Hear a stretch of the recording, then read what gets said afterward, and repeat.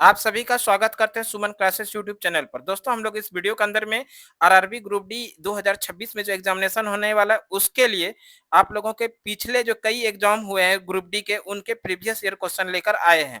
और ये वीडियो में आप लोगों के साथ में एक्स्ट्रा एक्सप्लेनेशन भी कवर करेंगे ताकि आने वाले दिनों में एग्जाम के अंदर आप बैठे तो निश्चित रूप से आप लोग प्रश्न को बनाकर आ सकते हैं। वीडियो शुरू करते हैं। वीडियो शुरू करने के पहले आप लोग सुमन क्लासेस यूट्यूब चैनल पर पहली बार आए तो चैनल को सब्सक्राइब कर लीजिए, लाइक कर दीजिए और आप अपने दोस्तों को शेयर कर दीजिए। चलिए वीडियो शुरू करते हैं, अंत तक आप लोगों को बने रहना है। भारत संयुक्त राष्ट्र संघ का सदस्य किस वर्ष बना? प्रश्न पूछा गया है, संयुक्त राष्ट्र संघ का सदस्य भारत कब बना? 1945 में भारत संयुक्त राष्ट्र संघ का सदस्य बना था। जिस समय संयुक्त राष्ट्र संघ की स्थापना हुई 24 अक्टूबर 1945 को, तो उसी समय भारत संयुक्त राष्ट्र संघ का सदस्य बना था। अगला प्रश्न यहाँ पर पूछा गया है, ताजमहल किसकी याद में बनवाया गया था? ताजमहल बनवाया गया था मुमताज की याद में। और ताजमहल का निर्माण जो करवाया था वो किसने कराया था? शाहजहां ने। शाहजहां ने ताजमहल का निर्माण कहाँ पर कराया है? आगरा में। आगरा में ताजमहल का निर्माण कराया गया। अगला प्रश्न पूछा गया है, भारतीय रिजर्व बैंक का संचालन कब से शुरू हुआ था? भारतीय रिजर्व बैंक का संचालन शुरू हुआ 1935 ईस्वी से। यानी भारतीय रिजर्व बैंक की स्थापना के बारे में बात करें तो 1 अप्रैल 1935 को भारतीय रिजर्व बैंक की स्थापना हुई। और इसका हेडक्वार्टर अभी वर्तमान में कहाँ है? तो ध्यान रखना है आप लोगों को, इसका हेडक्वार्टर मुंबई में है। ठीक है। अगला प्रश्न देखिए क्या अगला प्रश्न पूछा गया, एम एफ हुसैन किस क्षेत्र में प्रसिद्ध है? एम एफ हुसैन का संबंध किस क्षेत्र से? ऐसा प्रश्न है। एम एफ हुसैन का संबंध है चित्रकला से। और यहाँ चित्रकला, एम एफ हुसैन का संबंध किससे? तो चित्रकला से। अगला प्रश्न है, वृद्धि के लिए अधिकांश कोशिकाएं विभक्त होती है। कोशिकाओं के विभाजन की यह प्रक्रिया कहलाती है। वृद्धि के लिए अधिकांश कोशिकाएं विभक्त होती है और कोशिकाओं के विभाजन की प्रक्रिया सूत्री विभाजन कहलाता है। अगला प्रश्न है, रामचरितमानस का लेखक कौन है? रामचरितमानस के जो लेखक है वो है तुलसीदास। मानस के लेखक कौन है? तुलसीदास। अगला प्रश्न पूछा गया यहाँ पर, किसी पिंड के द्रव्यमान और वेग का गुणनफल कहलाता है। किसी पिंड के द्रव्यमान और वेग का जो गुणनफल है वो संवेग कहलाता है। किसी पिंड का द्रव्यमान और वेग ये क्या कहलाता है? संवेग कहलाता है। अगला प्रश्न है, 2011 की जनगणना के अनुसार किस राज्य में साक्षरता दर सर्वाधिक थी? 2011 की जनगणना के अनुसार सर्वाधिक साक्षरता दर वाला राज्य जो है वो है केरल। अगला प्रश्न है, न्यूक्लियॉन किसे कहा जाता है? न्यूक्लियॉन किसे कहा जाता है? न्यूक्लियॉन जो कहा जाता है वो प्रोटॉन और न्यूट्रॉन को न्यूक्लियॉन कहा जाता है। अगला प्रश्न है, वियना शहर किस नदी के किनारे स्थित है? वियना शहर डेन्यूब नदी के किनारे स्थित है। और ये जो वियना है ये ऑस्ट्रिया की राजधानी ऑस्ट्रिया की राजधानी वियना है। और एक है ऑस्ट्रेलिया, ये है ऑस्ट्रेलिया। और इस ऑस्ट्रेलिया की राजधानी कहाँ है? तो ये भी ध्यान रखिएगा, ऑस्ट्रेलिया की राजधानी है कैनबरा। ऑस्ट्रेलिया अलग है और ऑस्ट्रिया अलग है। इसी ऑस्ट्रिया की राजधानी है वियना। और वियना डेन्यूब नदी के किनारे स्थित है। अगला प्रश्न है, किसी राज्य के पदासीन राज्यपाल की उसके कार्यकाल के दौरान मृत्यु हो जाने पर उस राज्य में उसके पद के निर्वहन के लिए किसे नियुक्त किया जाता है?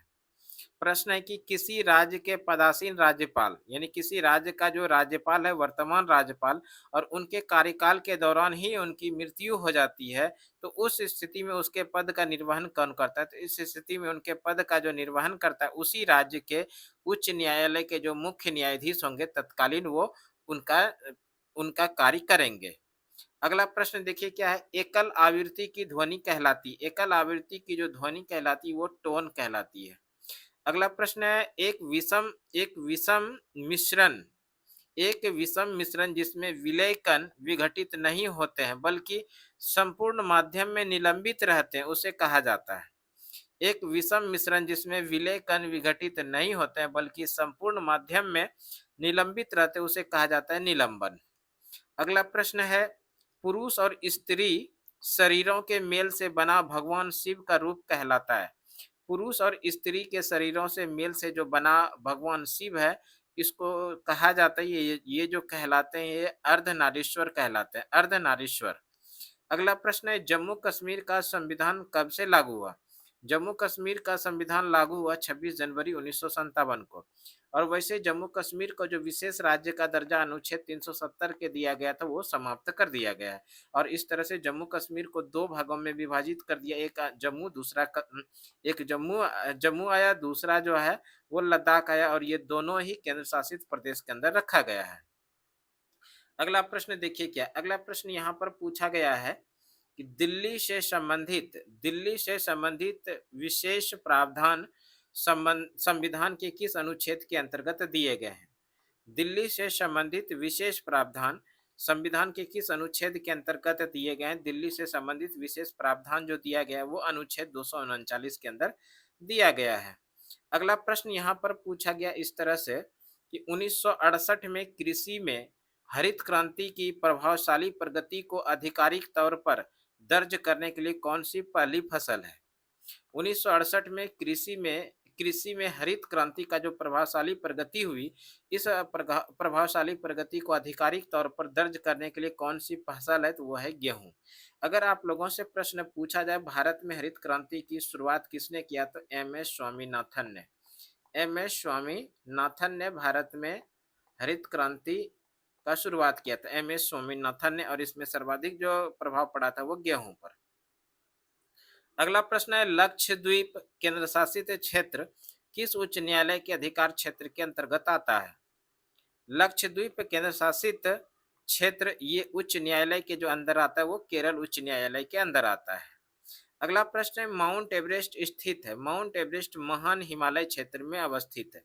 वैसे अगर माउंट एवरेस्ट के बारे में बात करें तो माउंट एवरेस्ट नेपाल में स्थित है। माउंट एवरेस्ट कहाँ पर है? नेपाल में। और माउंट एवरेस्ट को नेपाल में सागर माथा के नाम से जाना जाता है। माउंट एवरेस्ट को नेपाल में सागर माथा कहा जाता है। माउंट एवरेस्ट की ऊंचाई कितना है? तो 8,848 मीटर है। 8,848 माउंट एवरेस्ट की ऊंचाई है। अगला प्रश्न है, संगम साहित्य का कौन सा ग्रंथ व्याकरण और काव्य शास्त्र से संबंधित है? संगम साहित्य का कौन सा ग्रंथ व्याकरण और काव्य शास्त्र से संबंधित है? तो ये ग्रंथ है, ये साहित्य है तोलकापियम। तोलकापियम। अगला प्रश्न है, पट्टचित्र किस राज्य की पारंपरिक चित्रकला है? पट्टचित्र किस राज्य की पारंपरिक चित्रकला है? तो पट्टचित्र ये ओडिशा की एक प्रसिद्ध पारंपरिक चित्रकला है। अगला प्रश्न है, कौन सा वैदिक ग्रंथ या शिल्प धन विज्ञान से संबंधित है? कौन सा वैदिक ग्रंथ या शिल्प धन विज्ञान से संबंधित है? तो शिल्प शास्त्र है। अगला प्रश्न है, अल्पेशियन पर्वत श्रृंखला किस महाद्वीप में स्थित है? अल्पेशियन पर्वत श्रृंखला जो ये महाद्वीप में स्थित है उत्तरी अमेरिका में। अगला प्रश्न है, सूर्य के प्रकाश को सूर्य से पृथ्वी तक आने में कितना समय लगता है? सूर्य के प्रकाश को सूर्य से पृथ्वी तक आने में समय लगता है 8 मिनट 20 सेकेंड। यहीं पर प्रश्न रहता है, चंद्रमा का प्रकाश, चंद्रमा का प्रकाश चंद्रमा का प्रकाश चंद्रमा का प्रकाश पृथ्वी तक आने में जो समय लगता है 1 मिनट 3 सेकेंड का समय लगता है। इसको भी आप लोगों को ध्यान रखना है। अगला प्रश्न देखिए क्या है, अगला प्रश्न यहाँ पर पूछा जो गया है, अगला प्रश्न है कि राज्य विश्वविद्यालयों का चांसलर कौन होता है? राज्य के जो विश्वविद्यालय हैं उनके चांसलर होते हैं राज्य के राज्यपाल। अगला प्रश्न है, गोदावरी नदी की सहायक नदी कौन सी है? गोदावरी नदी की सहायक नदी है सबरी। अगला प्रश्न है, पहली जैन परिषद कहाँ आयोजित की गई थी? यानी पहला जैन संगति का आयोजन कहाँ हुआ था? पहला जैन परिषद का आयोजन हुआ था पाटलिपुत्र में। अगला प्रश्न है, अंकोर वाट का मंदिर कहाँ स्थित है? अंकोर वाट का मंदिर कंबोडिया में है। अंकोर वाट का मंदिर कंबोडिया में, और अंकोर वाट का मंदिर जो है विश्व का सबसे बड़ा मंदिर है। अगला प्रश्न है, दिल्ली राजहरा की खानों से लौह अयस्कों की आपूर्ति मुख्यतः किस इस्पात कारखाने को की जाती है?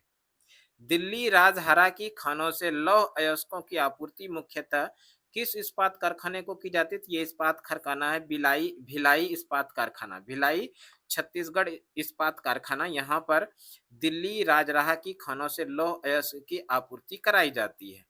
अगला प्रश्न है, टेबल टेनिस में प्रयुक्त उपकरण पैडल दर्शाता है? टेबल टेनिस में प्रयुक्त उपकरण जो पैडल है ये दर्शाता है बैट को। अगला प्रश्न है मनुष्य के युग्मक अंडाणु और शुक्राणु में मौजूद गुणसूत्रों की संख्या कितनी होती है?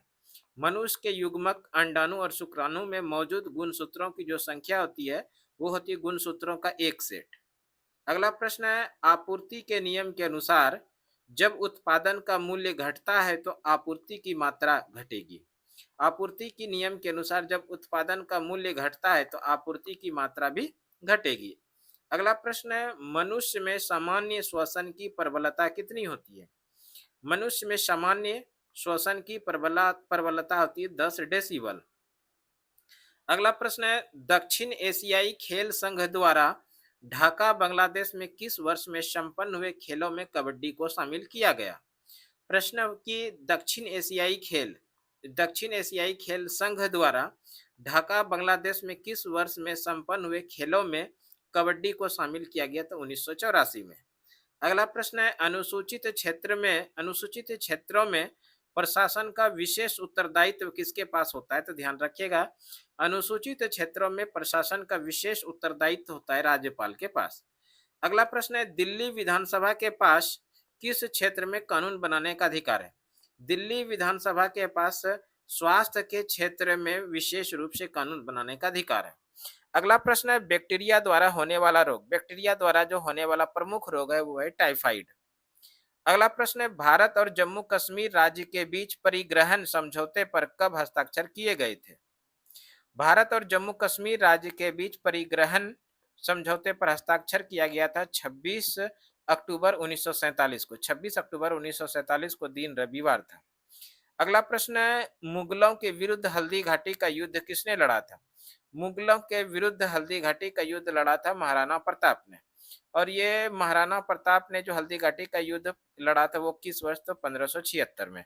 तो इस तरह से आज हम लोगों ने इस वीडियो के अंदर में आरआरबी ग्रुप डी के एग्जाम के अंदर जो प्रीवियस ईयर क्वेश्चन है जो पूछा गया प्रश्न था उन प्रश्नों को बेहद ही आसानी के साथ देखे। हमें उम्मीद है आने वाले दिनों में यहाँ से आप लोगों को एग्जाम के अंदर प्रश्न देखने के लिए मिलेगा। इस वीडियो में इतना ही।